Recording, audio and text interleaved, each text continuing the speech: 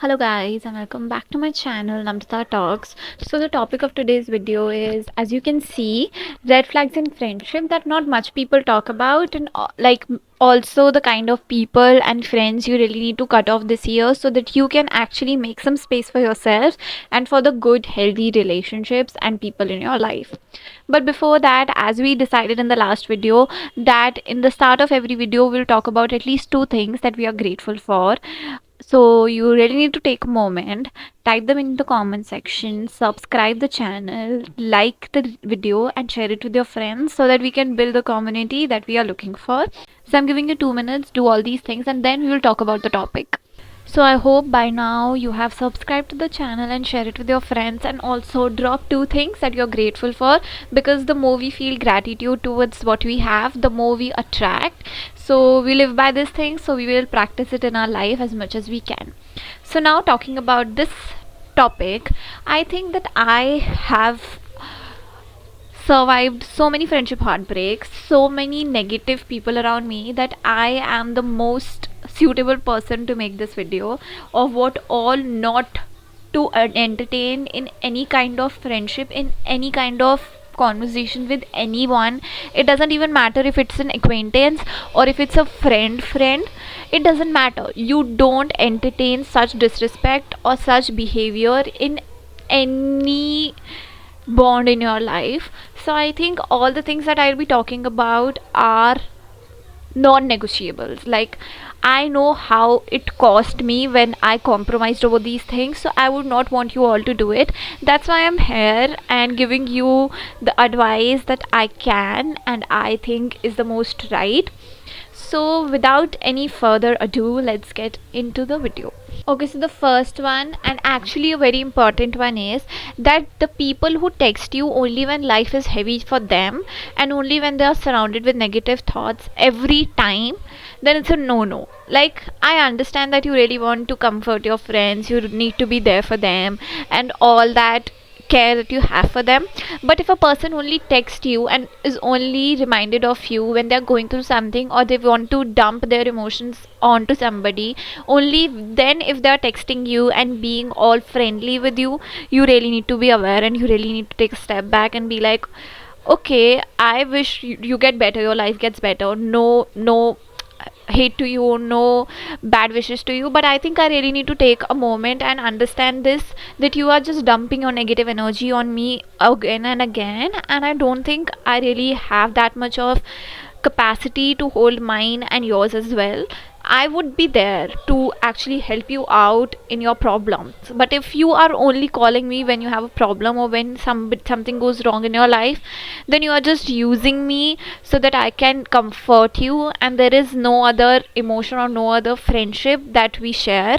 It's just you dumping and me taking it on, and I don't think it's going to work. I'm just going to feel very drained and very heavy after a point, and I will explode. So better just stop doing it. And the second thing actually is when somebody is ignorant of your dreams, of your things that actually matter to you, be it the smallest of ones. But if somebody thinks that if it doesn't make sense to them, they have the right and they have the opportunity to make fun of the things that actually matter to you, then it is the most insensitive thing that anyone can do. Like, I kid you not, I dealt with it for unnecessary period of time. I could have just stopped it the moment it started, but I did not have that much of knowledge or wisdom or that much of self-respect. So it takes time to build that, but I think seeing the signs is the very first step, and then taking in and being like, okay, I cannot entertain this anymore.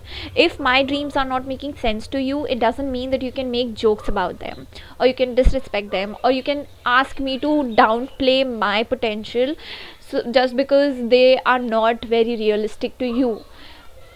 We don't do that here. As friends, we are here to uplift each other. As friends, we are here to actually make the other person believe that they can achieve anything and everything that they wish to. And I think even if it's the most delusional thing ever, but if your friends actually have that vibe that they will put efforts into anything that they put their mind into, then you really need to believe in them, and then you really need to show them that girl, you can achieve anything and everything. The third one, this might be a little bit subjective to what I think.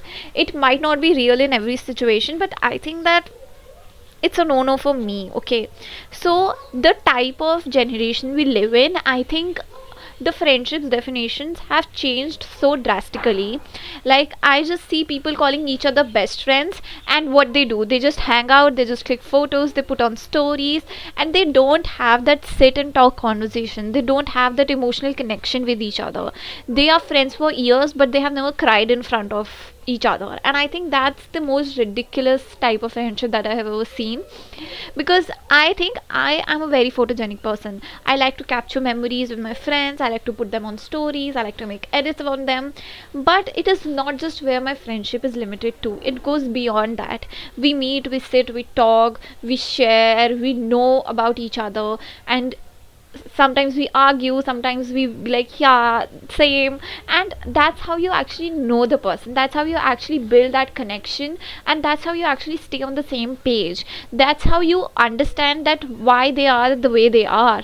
And I think just clicking photos and posting them on stories, putting a good song, and just, showing off your friendship is not going to make us believe that you have a strong bond. It's like, it's the soul connection that I want to see. It's that understanding of each other that I want to see. It's how you know each other, how good you actually know how they will react in a typical type of situation. That I, as a person, I always say this, that if I am having a conversation with one of my friend, I will literally turn the topic upside down. I will literally talk about anything and everything, and I will talk about it in the most deep way possible. I'm that kind of a person. If I really want to know something about you, if I consider you as a friend, I would make you sit down with me for hours, and I will have something or the other to say about, to talk about, to ask you about. And it's like, I swear, I just don't like people who won't sit with their friends, have conversations with them, and they would just hang out, and they would just be like, we're going to this place today, this restaurant today, this cafe today. But what about sitting and actually talking and actually giving that time, that attention to somebody, sharing a part of them with you? I think that's very important for me. And if somebody is not having that much of emotional availability in the friendship, I don't think I'm going to work or function in that friendship. So the fourth one is when somebody is not ready to grow themselves in their lives. Okay, I have this flashback. The moment I said it, I had a flashback. I think that people who are not ready to grow themselves will always, always, always want you to be in the same place as they are. They would not let you grow, and the moment you start outgrowing them, the moment you are shining, and the moment you are achieving things in your life, you will get that jealous, subtle insecurity vibes from them. And as much as you convince yourself that, oh, this is just in my head, it is not real, she is my very good friend, why would she be insecure of me, why would she put an evil eye on my success, on my achievement, on my growth? Please listen to your intuition. Please listen to what your heart says. Do not gaslight yourself anymore, because there are people out there who will call them your friend, but the moment you actually try to do new things in your life, the moment you try to get out of your comfort zone, they will feel uncomfortable, because they will project their own insecurities onto you now, because they would want their friends to be the same as them, to not want bigger things, because that will make them feel uncomfortable, that will make them feel like, oh, the person I call my friend is doing so good in their lives, and I am just at the same place. How is this possible? Either I can just pull her down, or either I can just sit there and feel jealous about what they are achieving, because growing is not even an option for them. Like, changing their lifestyle, changing their behavior, changing their personality, their mindset is not even an option to them. They are just so comfortable in not growing and in staying at the same place, in staying at the same shell, that they would not want any of their friend to show them that you can be more than this. Fifth one, And as I say this, I I swear to God, this is like the most relatable fact that I have written on this page. This is something that if I would have known earlier, I would have smacked people's faces. The fifth one is when somebody makes fun of you, your body, your life choices, the way your life is, your family status, your anything, your appearance, your clothing, anything. Just push that person away. Like, cut that person off. And when I say it, I mean it. Cut them off without any confrontation. Cut them off without explaining them what hurt you. Because these type of people would never understand, would never understand it, because for them it's just a joke, but for you it's your life. It's something that is very close to you. It is something that you would not want anybody to put fingers at. And if someone whom you call your friend is doing that, then they are the biggest enemy. Like, they are even worse than an enemy. As a friend, you have given that commitment, you have given that concern, you have signed up for caring for what the other person goes through in their life and respecting it. Even if you cannot relate to it, you would always respect it. And if you cannot do that, you are literally a stranger to me the moment you make fun of something that is something or someone that is very important to me, and you know it. And even after knowing it, even after I object on it the first time you did it, and you keep doing it, let's face it, we are adults, we know what we are doing. So the sixth one is when somebody considers you more as a therapist than a friend. Like, as I said in the first one as well, when somebody comes to you only when they have problems, when somebody comes to you only when they want some advice, or only when they want to trauma dump, or only when they want to release their burden on you, and consider you as a therapist friend. Like, I have always been that friend who would take the place of a therapist, and after a point, I realized that I am also like a human being, and I am not a professional, you all, okay? So, and we cannot give therapy to our friends as well. So, on that ethic level, I would just say that no. Like, I think that I, as a person, take time to open up in friendships. Okay, I would take a year or so to actually feel that okay, I can share things with this person, and it is like quite normal to do so, right? But if a person in the very first few months starts sharing their traumas in like depth, like, okay, and they expect you to be there always, they are too dependent on you, they are too reliable on you to comfort them, to understand them, to provide them the empathy, the unconditional presence. I don't think that is going to work anyways, because I think it takes time. It takes time for me to understand the type of person you are, and the type of conversation you would actually have with me, and the kind of friend I want you to be. So I think that it's very important. You really need to see how people share things with you, how people share their weaknesses with you, their strengths with you, and their very close information with you, and how much they value their own life, their own triggers, how much they value, how much they work on it. The people who don't have the courage to actually work on it and they only complain about it are the kind of people I would never be friends with, because it is not relatable. The mindset is not relatable. No hate to you all, but I think that it is not relatable. That's why I don't want it in my life, because it will just cause clashes and conflicts. So better just live our life separately the way we want. The next one, the seventh one, is actually quite connected with this one. That if somebody doesn't have respect and doesn't have that sense of care, concern, and support towards themselves, I would not like call them my friend, because I think after a lot of friendships where people have just even after knowing that it is going to hurt you, even after knowing that it is going to degrade your sense of respect, you are going into the back into the same situations, I think then I will take a step back. I will, as a friend, first try my best to make you understand that what is going wrong, what you really need to do. If after a point you start to do the same things and lie to me about it first, hide it from me and then do it, I would just say that you are just too scared to love yourself, to know yourself. And I don't want to be friends with somebody who has no awareness about themselves and is just doing anything and everything, not considering their self-worth. I want my friends to know what they are worthy of and to act in a certain way. And if you are not, then I'm sorry, we can't be friends. I'm sorry, girl. ठीक है. Eighth one is actually when their actions and their words are completely contradicting each other. When they just say, I love you, you're my best friend, in words, but their actions are very ignorant, very neglecting, and they are not showing up for you. They are not providing anything in the friendship, not adding value to you and in the connection, and it is just one sided